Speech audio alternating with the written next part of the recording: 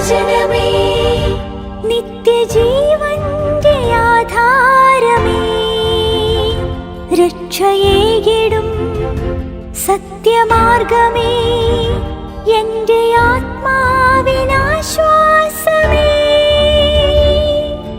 വചനം വചനം വചനം. ലേവ്യരുടെ പുസ്തകം 11-ാം അധ്യായം. ഇസ്രായേല്യരോട് പറയാനായി കർത്താവ് മോശയോടും അഹരോനോടും സംസാരിച്ചു. അവരോട് നിങ്ങൾ ഇപ്രകാരം പ്രസ്താവിക്കുവിൻ: ഭൂമിയിലുള്ള സകല മൃഗഗണത്തിൽ നിന്ന് നിങ്ങൾക്ക് ഭക്ഷിക്കാവുന്ന ജീവജാലം ഇതാണ്. മൃഗങ്ങളിൽ കുളമ്പ് വിഭജിക്കപ്പെട്ടതും കുളമ്പുകൾ ഇരട്ട പിരിഞ്ഞതും അയവിറക്കുന്നതും ഏതെല്ലാമാണോ അത് നിങ്ങൾക്ക് ഭക്ഷിക്കാം. എന്നാൽ അയവിറക്കതിൽ നിന്നോ കുളമ്പ് വിഭജിക്കപ്പെട്ടതിൽ നിന്നോ നിങ്ങൾ ഭക്ഷിക്കരുതാത്തത് ഇതാണ്: ഒട്ടകം അയവിറക്കുന്നതാണെങ്കിലും വിഭജിതമായ കുളമ്പുകളില്ലാത്തതിനാൽ അത് നിങ്ങൾക്ക് മലിനമാണ്. കുഴിമുയൽ അയവിറക്കുന്നതാണെങ്കിലും കുളമ്പ് വിഭജിച്ചിട്ടില്ലാത്തതിനാൽ അത് നിങ്ങൾക്ക് മലിനമാണ്. മുയൽ അയവിറക്കുന്നതാണെങ്കിലും കുളമ്പ് വിഭജിച്ചിട്ടില്ലാത്തതിനാൽ അത് നിങ്ങൾക്ക് മലിനമാണ്. പന്നി കുളമ്പ് വിഭജിക്കപ്പെട്ടതും കുളമ്പ് ഇരട്ട പിരിഞ്ഞതാണെങ്കിലും അയവിറക്കുന്നില്ല, അത് നിങ്ങൾക്ക് മലിനമാണ്. അവയുടെ മാംസത്തിൽ നിന്ന് നിങ്ങൾ ഭക്ഷിക്കരുത്, അവയുടെ പിണത്തിൽ തൊടുകയുമരുത്, അവ നിങ്ങൾക്ക് മലിനമാണ്. ജലത്തിലുള്ള എല്ലാറ്റിലും നിന്ന് നിങ്ങൾക്ക് ഭക്ഷിക്കാവുന്നവ ഇതാണ്: ചിറകും ചിതമ്പലുമുള്ളതായി കടലിലെയും അരുവികളിലെയും ജലത്തിലുള്ളതെല്ലാം നിങ്ങൾക്ക് ഭക്ഷിക്കാം.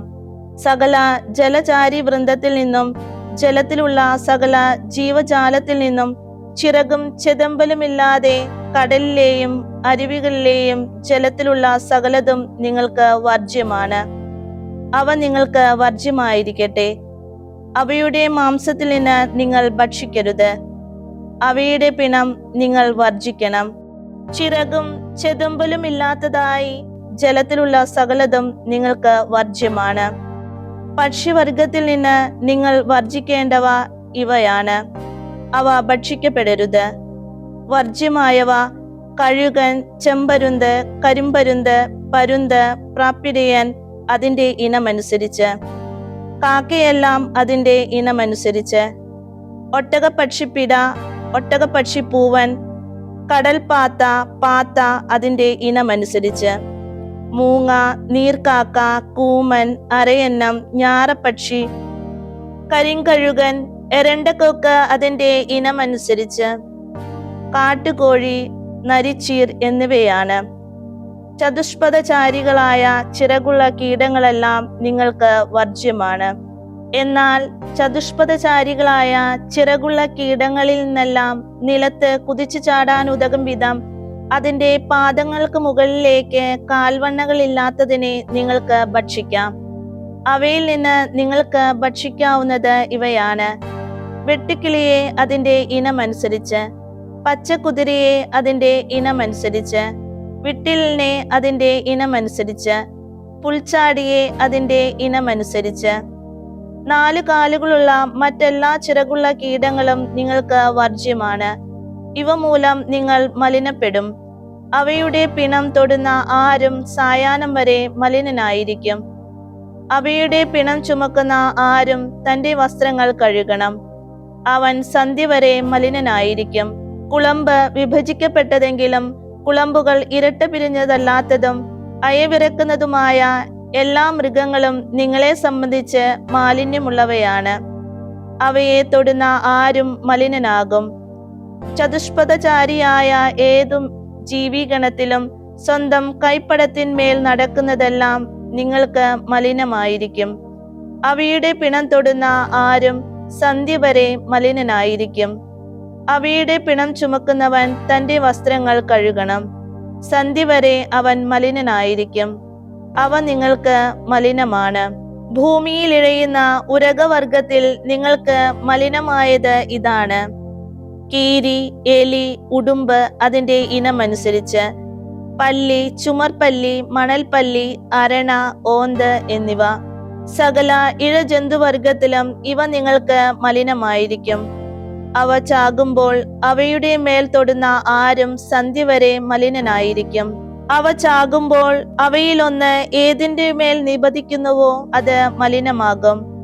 തടി ഉപകരണം ഏതും ഉൾപ്പെടെ വസ്ത്രമോ തുകലോ ചാക്കോ പണിക്കുപയോഗിക്കുന്ന ഉപകരണം ഏതുമോ ആകട്ടെ അത് വെള്ളത്തിലിടണം. സന്ധ്യ വരെ അത് മലിനമായിരിക്കും. പിന്നെ അത് ശുദ്ധമാണ്. അവയിലൊന്ന് ഏതെങ്കിലും മൺപാത്രത്തിനുള്ളിൽ നിപതിച്ചാൽ അതിലുള്ളവ മുഴുവൻ മലിനമായിരിക്കും. അത് നിങ്ങൾ ഉടച്ചു കളയണം. വെള്ളം ഭക്ഷ്യയോഗ്യമായ ഏതെങ്കിലും ഭക്ഷണത്തിൽ തെറിച്ചാൽ അത് മലിനമാകും. ഏത് പാത്രത്തിലുമുള്ള പാനയോഗ്യമായ ഏതു പാനീയവും മലിനമാകും. അവയുടെ പിണത്തിൽ നിന്ന് എന്തിന്റെ മേലെങ്കിലും വീണാൽ അത് മലിനമാകും. അടുപ്പും വറചട്ടിയും തകർക്കപ്പെടണം. അവ മലിനമാണ്. അവ നിങ്ങൾക്ക് മലിനമായിരിക്കണം. അവയുടെ പിണത്തിൽ തൊടുന്നത് മലിനമാകുമെങ്കിലും അരുവിയും ജലസംഭരണിയായ കിണറും ശുദ്ധമായിരിക്കും. വിതയ്ക്കപ്പെടുന്ന ഏത് വിത്തിന്മേലും അവയുടെ പിണാംശം വീണാൽ തന്നെയും അത് ശുദ്ധമാണ്. എന്നാൽ വെള്ളം കൊണ്ട് വിത്ത് നനച്ചിരിക്കെ അതിന്മേൽ പിണാംശം പതിച്ചാൽ അത് നിങ്ങൾക്ക് മലിനമാണ്. നിങ്ങൾക്ക് ഭക്ഷണത്തിനായുള്ള മൃഗഗണത്തിൽ നിന്ന് ചത്തതിന്റെ ജഡത്തിൽ തൊടുന്നവൻ സന്ധ്യ വരെ മലിനനാണ്. അതിന്റെ ജഡത്തിൽ നിന്ന് ഭക്ഷിക്കുന്നവൻ തന്റെ വസ്ത്രങ്ങൾ കഴുകണം. അവൻ സന്ധ്യ വരെ മലിനനായിരിക്കും.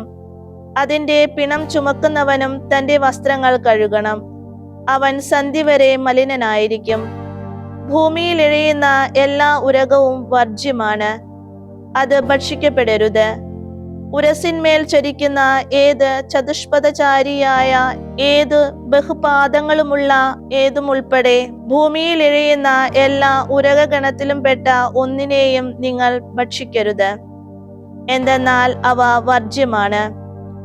ഇഴയുന്ന ഒരു ഉരകത്തെ കൊണ്ടും നിങ്ങളെ തന്നെ നിന്ദ്യരാക്കരുത്. അവ മൂലം നിങ്ങൾ സ്വയം മലിനരാകരുത്. അവയാൽ നിങ്ങൾ മലിനപ്പെടരുത്. എന്തെന്നാൽ ഞാൻ നിങ്ങളുടെ ദൈവമായ കർത്താവാകുന്നു. നിങ്ങൾ നിങ്ങളെ തന്നെ വിശുദ്ധീകരിക്കുകയും പരിശുദ്ധരായിരിക്കുകയും ചെയ്യുവിൻ. കാരണം ഞാൻ പരിശുദ്ധനാകുന്നു. ഭൂമിയിൽ ചരിക്കുന്ന ഒരു ഇഴജന്തു വഴിയും നിങ്ങൾ നിങ്ങളെ തന്നെ മലിനരാക്കരുത്. എന്തെന്നാൽ നിങ്ങളുടെ ദൈവമായിരിക്കേണ്ടതിന് ഈജിപ്ത് നാട്ടിൽ നിന്ന് നിങ്ങളെ കൊണ്ടുവന്ന കർത്താവ് ഞാനാകുന്നു. നിങ്ങൾ പരിശുദ്ധരായിരിക്കുവിൻ. എന്തെന്നാൽ ഞാൻ പരിശുദ്ധനാണ്. മൃഗം, പക്ഷി, ജലചാരികളായ സകല സചേതന ജന്തുജാലം, ഭൗമചാരികളായ സകല തിരേക്ജാലം എന്നിവയെ സംബന്ധിച്ചുള്ള നിയമമാണിത്. മാലിന്യമുള്ളവയും ശുദ്ധിയുള്ളവയും തമ്മിലും ഭക്ഷ്യയോഗ്യമായ ജന്തുജാലവും ഭക്ഷിക്കപ്പെടരുതാത്ത ജന്തുജാലവും തമ്മിലും വേർതിരിക്കുന്നതിന് വേണ്ടിയുള്ള നിയമം. ലേവ്യരുടെ പുസ്തകം 12-ാം അധ്യായം. കർത്താവ് മോശയോട് പറഞ്ഞു, ഇസ്രായേലരോട് നീ ഇപ്രകാരം പ്രസ്താവിക്കുക: ഒരു സ്ത്രീ ഗർഭം ധരിച്ച് ആൺകുഞ്ഞിനെ പ്രസവിച്ചാൽ അവൾ മലിനയാകുന്ന തന്റെ മാസമുറയുടെ അശുദ്ധി ദിനങ്ങൾ പോലെ 7 ദിവസം അവൾ മലിനയായിരിക്കും. 8-ാം ദിനം അവന്റെ അഗ്രചർമ്മം ഛേദിക്കപ്പെടണം. അവൾ 33 ദിവസങ്ങൾ രക്തശുദ്ധീകരണാവസ്ഥയിൽ കഴിയണം. അവളുടെ ശുദ്ധീകരണ ദിനങ്ങൾ പൂർത്തിയാകുന്നതുവരെ വിശുദ്ധ വസ്തുക്കളിൽ ഒന്നും അവൾ തൊടരുത്. വിശുദ്ധ സ്ഥലത്ത് പ്രവേശിക്കുകയുമരുത്. പെൺകുഞ്ഞിനെയാണ് അവൾ പ്രസവിക്കുന്നതെങ്കിൽ തന്റെ മാസമുറ പോലെ 2 ആഴ്ച അവൾ മലിനയായിരിക്കും. രക്തശുദ്ധീകരണാവസ്ഥയിൽ അവൾ 66 ദിവസങ്ങൾ കഴിയണം.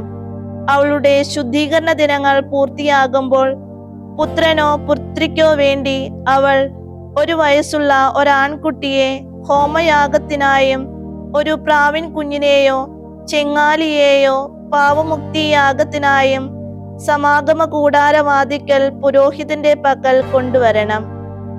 അവൻ അത് കർത്തൃസന്നിധിയിൽ സമർപ്പിച്ച് അവൾക്ക് വേണ്ടി പരിഹാരം ചെയ്യണം. അപ്പോൾ അവൾ തന്റെ രക്തസ്രാവത്തിൽ നിന്ന് ശുദ്ധിയുള്ളവളാകും.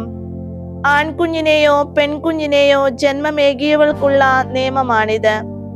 ഒരാട്ടിൻകുട്ടിക്കുള്ള വക അവളുടെ കൈവശമില്ലെങ്കിൽ 2 ചെങ്ങാലികളെയോ 2 പ്രാവിൻ കുഞ്ഞുങ്ങളെയോ ഒന്നിനെ ഹോമയാഗത്തിനായും മറ്റേതിനെ പാപമുക്തിയാഗത്തിനായും അവൾ കരുതിയാൽ മതി.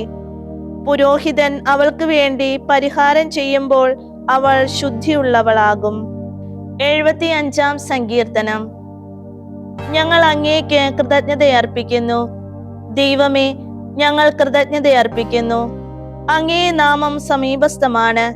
അങ്ങയുടെ വിസ്മയനീയ പ്രവർത്തികൾ വിവരിക്കുന്നത് ഞാൻ കൃത്യസമയം നിശ്ചയിച്ച് പരമാർത്ഥതയോടെ വിധിക്കുമെന്നും ഭൂമിയും അതിന്റെ സകല നിവാസികളും ഇളകുമ്പോൾ ഞാനാണ് അതിന്റെ തൂണുകൾ ഉറപ്പിക്കുന്നത് എന്നുമാണ്. ധിക്കരിക്കരുത് എന്ന് ധിക്കാരികളോടും കൊമ്പുയർത്തരുത് എന്ന് ദുഷ്ടരോടുമാണ് ഞാൻ പറയുന്നത്.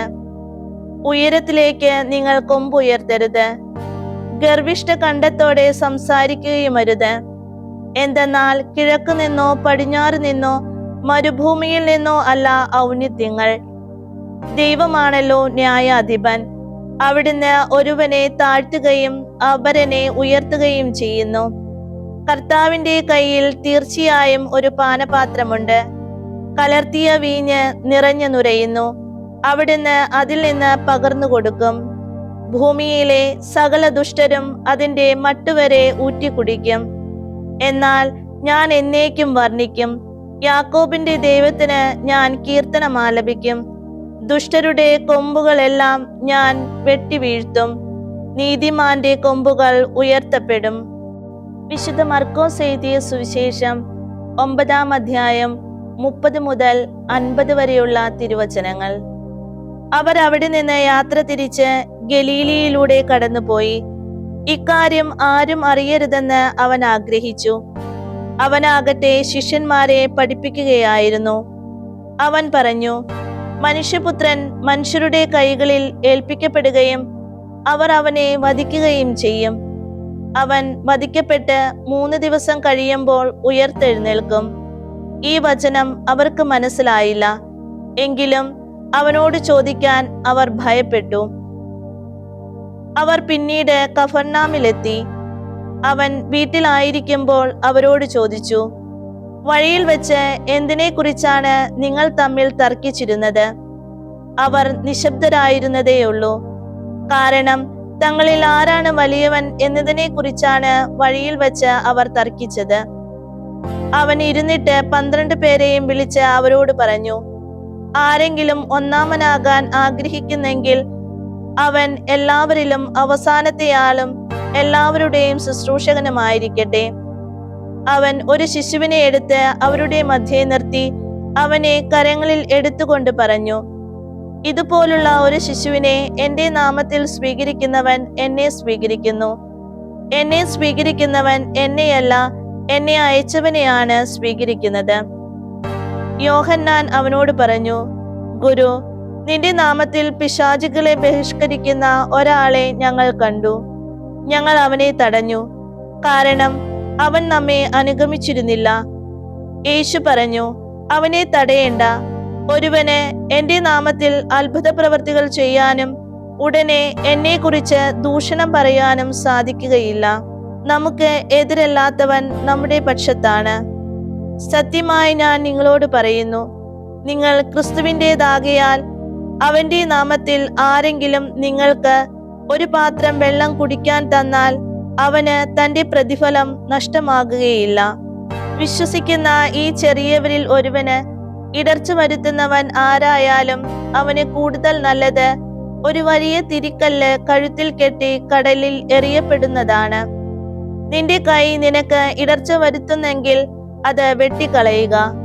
2 കൈകളുമുള്ളവനായി നരകത്തിലെ കെടാത്ത അഗ്നിയിൽ നിബന്ധിക്കുന്നതിനേക്കാൾ നല്ലത് അംഗഹീനനായി ജീവനിലേക്ക് പ്രവേശിക്കുന്നതാണ്. നിന്റെ പാദം നിനക്ക് ഇടർച്ച വരുത്തുന്നെങ്കിൽ അത് മുറിച്ചു കളയുക. 2 പാദങ്ങളും ഉള്ളവനായി നരകത്തിൽ എറിയപ്പെടുന്നതിനേക്കാൾ നല്ലത് മുടന്തനായി ജീവനിലേക്ക് പ്രവേശിക്കുന്നതാണ്. നിന്റെ കണ്ണ് നിനക്ക് ഇടർച്ച വരുത്തുന്നെങ്കിൽ അത് ചൂഴ്ന്നെടുത്ത് കളയുക.